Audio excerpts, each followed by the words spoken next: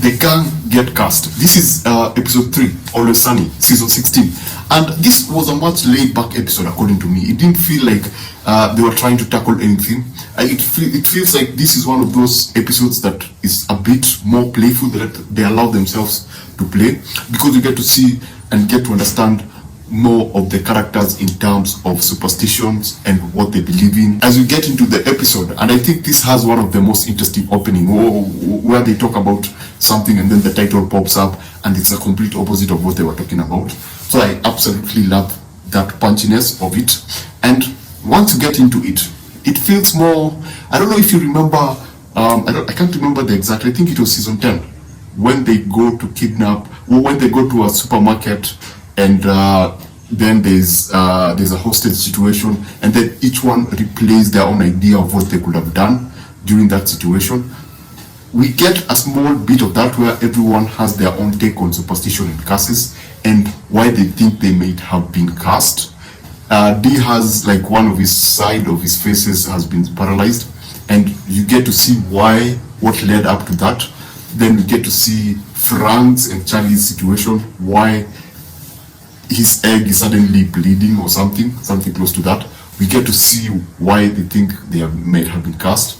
We get to also see for Dennis it was weird because Dennis was having memory problems. He was having problems putting things together.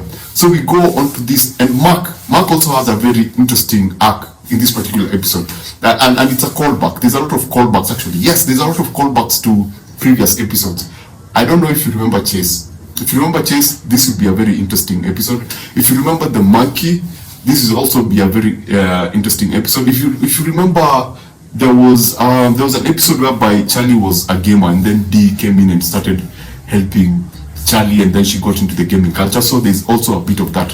So it's much way laid back and funny. It's funny in that it's way laid back and we get to explore the ignorance of these characters. I mean, we already know that they are, these people are so dumb, they're so stupid. We know it, but in this episode, they pushed it slightly further, whereby we explore just how stupid and careless they are. Opportunities just pass them by because of this. Or maybe were they actually really cast? Did the cast actually really work? We also get to learn more about cricket. And this is where things got interesting for me. Cricket outside there has been growing. It's not the cricket that we remember. He is the exact cricket that we remember, but there are some other aspects about him that are introduced that just make him more interesting. And in the trailers, I think we've seen a particular scene with Mark with a beer.